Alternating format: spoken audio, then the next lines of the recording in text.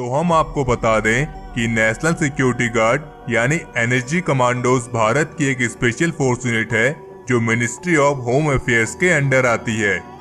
NSG commandos को 1984 में देश में होने वाली सभी आतंकवादी गतिविधियों से निपटने के लिए फेडरल कंटिंजेंसी डिप्लॉयमेंट फोर्स के रूप में स्थापित किया गया था।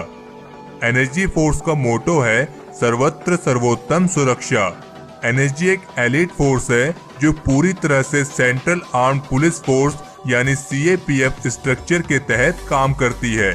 ये भारत की फाइनेस्ट काउंटर टेररिस्ट यूनिट्स में से एक है जो काउंटर टेररिज्म से लेकर हॉस्टेज रेस्क्यू और वीआईपी प्रोटेक्शन जैसे मेजर रोल परफॉर्म करती है।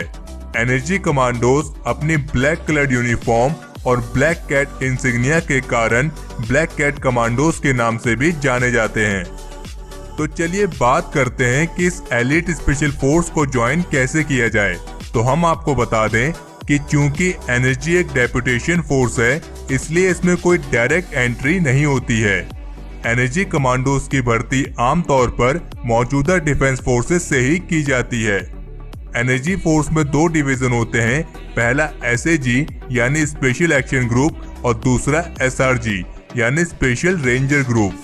एसएजी डिवीजन को आतंकवादी गतिविधियां, हाईजैकिंग, बॉम्ब डिस्पोजल जैसे स्पेशल ऑपरेशंस के लिए इस्तेमाल किया जाता है और इस डिवीजन के लिए इंडियन आर्मी के पर्सनल्स को ही चुना जाता है।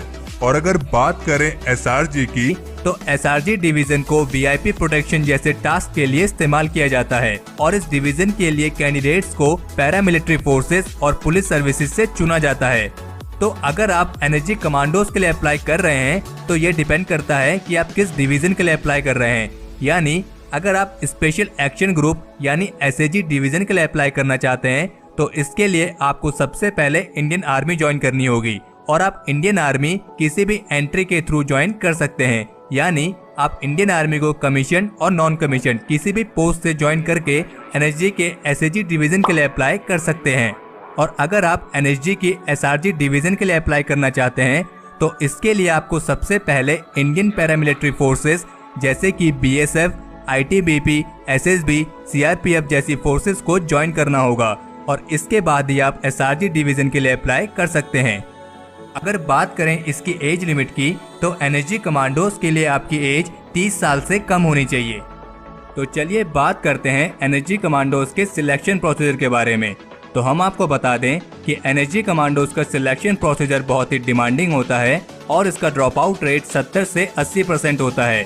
एनएसजी कमांडोज की ट्रेनिंग न्यू दिल्ली से 50 किलोमीटर दूर मानेसर में national security guard training centre में होती है जो लगभग 14 महीने तक चलती है।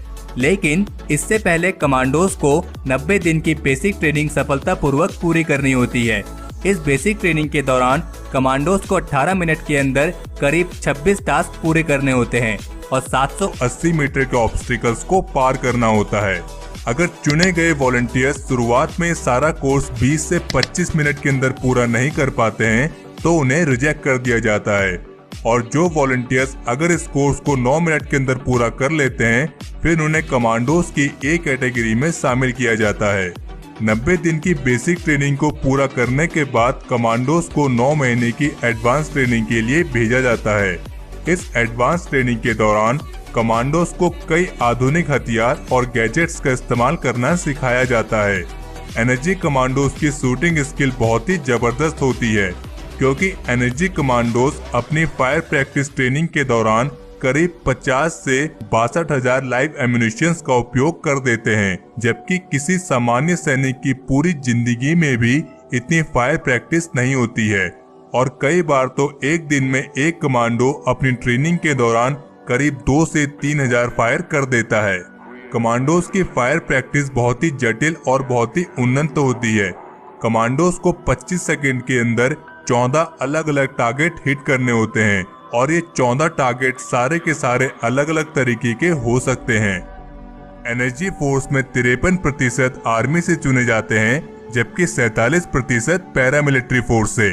एनएसजी कमांडोज का मैक्सिमम सर्विस पीरियड 5 साल का ही होता है और इन 5 साल में भी सिर्फ 15 से 20% कमांडोज को ही रखा जाता है, बाकियों को 3 साल के बाद उनकी पेरेंट यूनिट में वापस भेज दिया जाता है।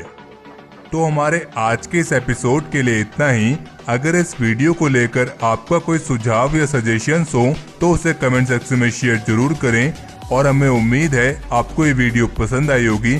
अगर आपने इस वीडियो को लाइक और शेयर नहीं किया है तो इसे लाइक और शेयर करें, और अगर आपने अभी तक चैनल सब्सक्राइब नहीं किया है तो चैनल को सब्सक्राइब करना ना भूलें।